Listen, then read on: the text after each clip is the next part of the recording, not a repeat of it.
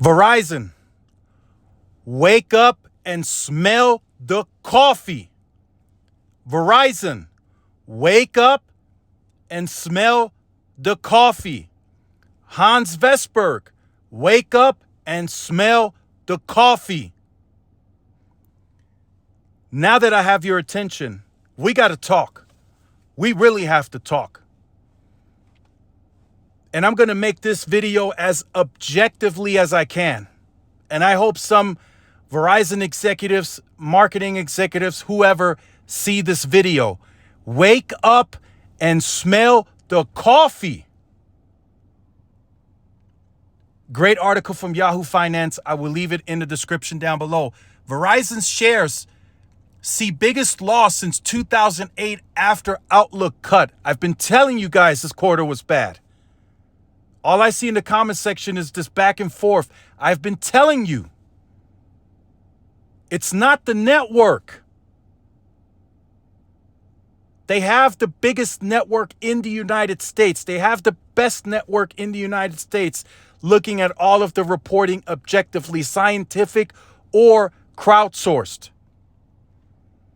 They have to wake up and they got to compete. They're not competing. That little welcome plan is not going to do nothing for them. Yeah, they might get 500,000 people to switch to it. They might be able to offer it as a retention offer. Hey, don't leave us. We do have a cheaper plan. It is not going to fix the core issue. There is a brand perception problem. I don't care what any analyst tries to tell you. I don't care how investors try to spin it. I don't care how Verizon board members look at it. There is a big problem. They are heading down the path of Sprint. Yes, I said Sprint. The reason I said Sprint, because now we're starting to see Verizon make adjustments and the market is not reacting to them. When Sprint try to make their adjustments, they try to make cuts, they try to offer free plans, they started enhancing their perks, and nobody was buying into it. That's why they were taking the losses they were taking. Verizon is now taking those same losses. They lost 215,000 users. They lost entire accounts, and nobody brought that up, by the way.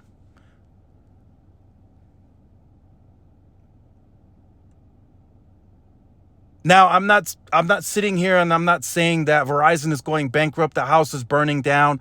No, but they have a problem. This is the second quarter in a row that they had a bad quarter. That has never happened in the history of Verizon. Q1 was alarming. Now it's an issue. Because you are the best network. You have the biggest network. That means pricing is a problem and good enough is enough for the consumer. They go to T-Mobile. They don't have to have the best network. They like the deal. The network is good enough. They put up with it. If they go to a place where T-Mobile has no service, let's say they go vacationing, there is a hotel, hey, can I use your Wi-Fi?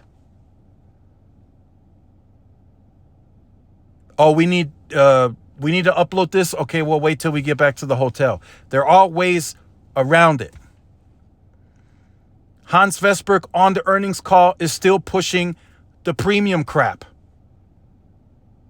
And then there was a internal town hall with only leadership, no crowd. I don't even think they posted that video publicly. And they said on there that, you know, the welcome plan is to gain foot traffic and to upsell into premium. The premium stuff is not working. And soon you guys will see why.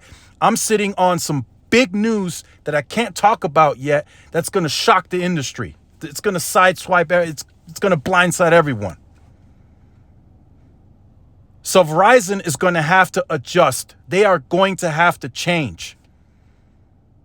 And the way they're going to have to change, they can't put out another promo because they've been doing that. That hasn't worked. They tried to do the rate cuts for like 2 weeks. That didn't work. They have to adjust pricing across the board. They may have to reduce CapEx. They may have to bring prices in line with T-Mobile, and they may have to include taxes and fees. They may have to do it because now it's the time to compete. The stuff that I heard on the earnings call this morning lets me know that they're still stubborn. They're still trying to push that premium narrative, and they have no plans on adjusting anything. And if they don't, and they're already signaling that the price increases, that churn wasn't really factored into Q2, they're saying that churn is not going to show till Q3. So that means come Q3 earnings, we may see them post another loss with a higher churn. So they have no plans to adjust to bring back momentum towards Verizon. Hans might have to go. They may have to let him go, and they may have to bring in a whole new management. This sounds to me like 2017, 2016, AT&T all over again with Donovan and Randall and them trying to do all this media stuff. That's what this sounds like. Not because that's actually happening, but because Verizon is stubborn. They don't want to change. T-Mobile is getting better, and they're getting better rapidly. They knew this would happen. And I know the experiences for each and everyone is individually different. I know there's anecdotal experiences where T-Mobile still sucks. I get it. But on a national scale, to the consumer base, good enough is enough, as I said. T-Mobile is laying back. They're chilling. They're hitting all their win rates. They are known by Wall Street as a growth company. They're continuing to grow. There are potential. The ratings recently got more positive for T-Mobile. So the buybacks likely are coming sooner. That stock's going to explode. And Verizon's going to sit there on the next quarterly earnings call and say, we're okay. This welcome plan was great. Not going to happen. Not going to work. It's just not going to work. No way, no how. I don't care how Hans tries to spin it. If the third quarter is another bad quarter in the fourth quarter earnings call, Verizon has to, Hans Vestberg has to have on clown shoes. Call him a bozo because he's so stubborn. And then he's still going to get the golden parachute. They're still going to pay him out all these millions of dollars.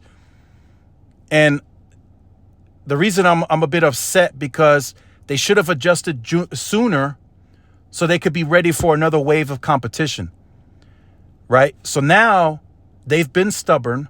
They're kind of stuck now because they already had to lower the forecast after a price increase. They lowered the financial forecast after they increased prices.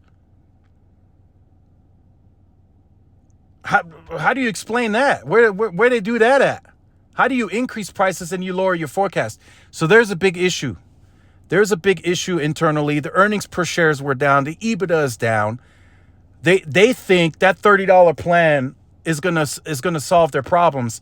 Not gonna happen. They have to bring foot traffic back into the stores. I can guarantee you guys right now there are talks probably amongst the third party authorized retailer channels that they may have to close stores because they can't bring anybody in. In that whole quarter, that's 3 months, they gained 12,000 users on the consumer wireless side. That means 95% of their stores had no traffic. Probably people just sitting in there collecting a check. So, like I said, I'm not saying the house is burning down, but this is bad. This is going to get real ugly real fast. This industry is ever changing. The economy is not getting better right now. Will it get better? Maybe. Are we in a recession? Who knows? It depends on who you ask. But there is a core problem at Verizon. There is a core problem. It's not the network. As I close out the video, it is not the network. In fact, the internal town hall, I kind of briefly told you about this. I already knew, but Kyle, Milady, said that more markets are going to clear with C-band for this year. I knew that already. And then the rest of the blocks are going to clear in the first half of next year. There's a leak for you. They're not going to have to wait till December. They're working with the government and everybody else involved, even if they have to pay more. They got boatloads of money. They're spending $23.5 billion this year, $6 billion capital allocation dedicated for C-band. That's what they're blowing. Money's not the problem. The network is not the problem. There is a stubbornness issue. Drop your price. Go down to 85. Go down to 80. Hell, go lower. Compete. Bring competition. Is that going to hurt your financials more? Yeah. But your financials are already down and you have no growth.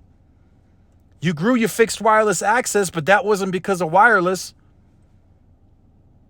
That means your existing base is growing into it, but you're not gaining new customers on wireless that are getting fixed wireless.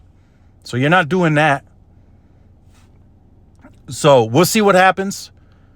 We'll see what the outlook looks like in Q3, but I can tell you right now, I'll have the preliminary numbers before. It's not going to be good. They said it this morning on the call that that churn increase from them raising prices won't show until this quarter. So they're probably already losing customers now. Like I've been telling you guys, I drive by 2 Verizon stores every day. They're empty, even on weekends. The only 2 cars that are parked in front are the employees. So, man, it's a rude awakening. Maybe somebody over there at Verizon sees this, but wake up, smell the coffee, man. If you don't smell the coffee, you might as well stay in bed. Yeah, it's that bad because the industry is so dynamic, and T-Mobile, they love to compete. I watched a recent interview with Mike Sievert. He loves to compete. It's in his blood. It's in his nature. He wants to compete. So that's a problem, right? And for those of you who stuck around to the end of the video, I'll throw in another leak. There's a new home internet plan coming next week. I'm already working on the finer details, and I'll let you guys know. The article will come out from the T-Mobile report. It's coming. You know, for those of you stuck around to the end, it's coming. A new plan. I'm hearing it. It's going to be cheaper. It's not going to be unlimited, but based on the usage patterns from T-Mobile, not everyone that uses that service needs unlimited. So they think they can further accelerate the growth on that product by offering an alternative plan, a lighter version of it. So that's all for me today. Again, this is not the end. This is not the house is burning down. Verizon's not going bankrupt. They still made $5 billion in revenue. But all of their numbers are downtrending. There is a core issue, a big issue, and they're stubborn. They're not changing. Manon is not doing anything. That whole position change made no sense. Ronan could have done the same shit that she did. Excuse my language. He could have implemented those new unlimited plans that they released. He could have implemented that welcome plan. Nothing changed. Nothing changed for the better anyway. So make sure you guys like, share, subscribe to the channel. Follow my social media outlets. This shit gets spicy, and I'll see you in the next one. Peace.